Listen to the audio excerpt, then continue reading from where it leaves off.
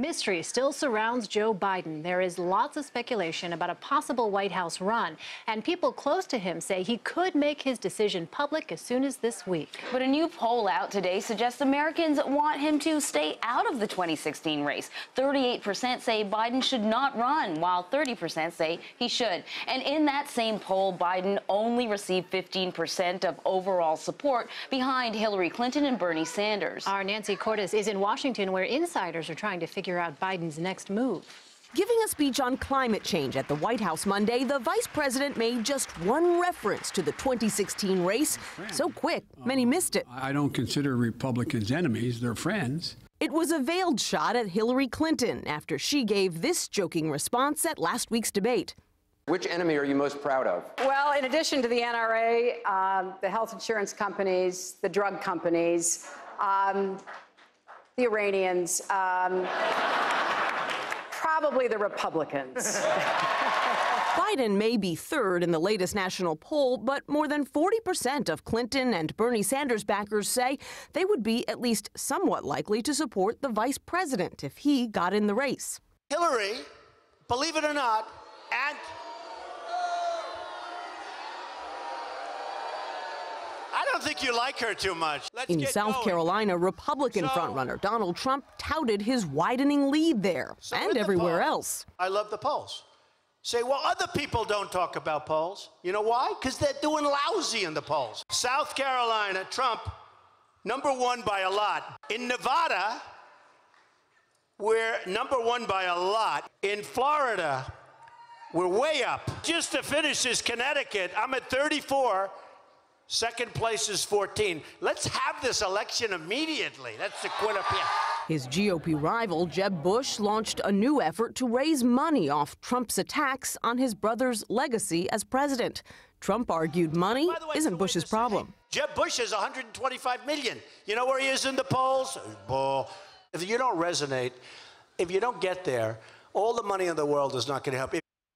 Nancy Cordes is here with us from our Washington bureau. Nancy, back to the vice president. There's a new poll out today that shows more Democrats would prefer that Joe Biden stay out of the presidential race. What do you make of that? Well, I think that the vice president and his team are looking at polls like that, but they're also looking at other polls that have some encouraging signals, like the one that showed that 40% of people who support Hillary Clinton and Bernie Sanders might consider actually switching their support to him if he gets into the race. It's so difficult in all of these polls to compare his support to the support for people who have already been campaigning for months and months. You can imagine a scenario where when someone gets a phone call and they're asked who do they support, you know, it's hard to really gauge your level of support for Joe Biden when you don't know whether he's running. So I think the polls will be one factor that Joe Biden and his top aides will consider as he weighs whether to jump in the race, but they won't be the only factor. Well, what about his family? Because we know that his family is his biggest consideration when deciding to run. Is there any indication as to what they think he should do? Well, the Delaware News Journal, very interestingly, spoke to the father of Vice President Biden's daughter-in-law, Hallie Biden. She is the widow of his son, Beau Biden, who died earlier this summer. And he said that Hallie Biden is 100% on board for a Joe Biden run. And that is significant because he has said all along, and his top confidants have told me as well, that his family still is really the biggest consideration here, that he doesn't want to put them through another run for the presidency right now unless he feels that he has a really strong chance to win. So the fact that she is sending the signal that she's completely on board for this and that she's 100% behind him, I'm sure is a big factor in his decision. Nancy, Democratic candidate Jim Webb is supposed to announce some interesting news later today. Tell us what you're hearing.